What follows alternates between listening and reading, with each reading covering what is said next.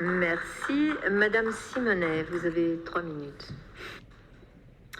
Madame la maire, mes chers collègues, Madame la maire, en tant que candidate comme en tant que maire, vous ne cessez de vanter l'échelon des territoires. Mais qu'est-ce qu'un territoire sans l'exercice plein et entier de sa souveraineté au travers de la libre administration des communes? Or, nous assistons à la mort des communes. C'est un processus déconstituant qui se poursuit. L'échelon de la commune est l'échelon de base de la République. Certes, la crise Covid a coûté cher aux communes et comme vous le rappelez dans votre communication sur les orientations budgétaires, l'État n'a pris en charge que 2% des dépenses d'investissement de la ville liées à la crise sanitaire et 0 sur le fonctionnement. Mais le problème des finances de la ville vient de bien plus loin. La baisse des dotations de l'État aux collectivités locales engagées sous Sarkozy, ne l'oubliez pas, s'est poursuivie sous François Hollande. Vous y êtes-vous alors opposé? Non.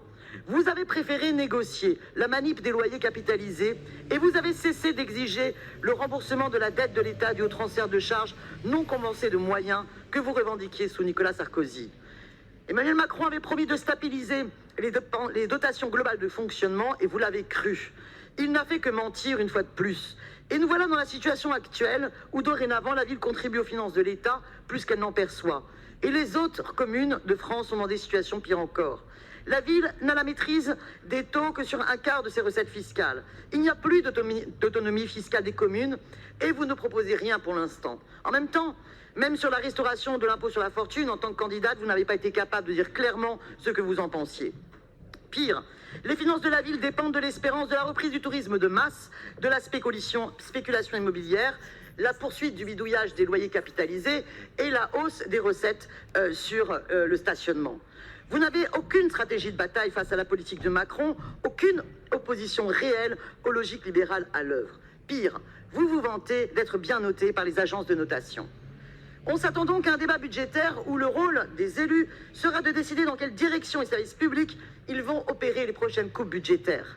Tout comme votre République des territoires ne semble se penser que comme le réseau des bons petits gestionnaires de l'austérité locale. Et pour achever cette acceptation de toute cette logique libérale, vous renoncez à élaborer un programme d'investissement de mandature. Vous méprisez ainsi vos engagements, à la fois devant les composantes de votre majorité, mais devant les Parisiennes et les Parisiens. Et cela est bien plus grave. Paris va donc être une de ces rares grandes villes à être incapable de se projeter sur le temps long. Alors que précisément, se projeter sur le temps long, c'est celui du temps de la planification écologique. Mais vous lui préférez le temps court, sans issue des coupes et des effets de com' pour les manquer. Oui, vous avez parlé de la dette écologique. Ça doit être notre priorité absolue et bien prendre en compte que la question écologique et la question sociale sont les deux faces d'une même pièce. Alors exigez, et nous exigeons, d'avoir enfin un programme d'investissement de mandature ambitieux pour y répondre. Merci madame. Nathalie Laville pour le groupe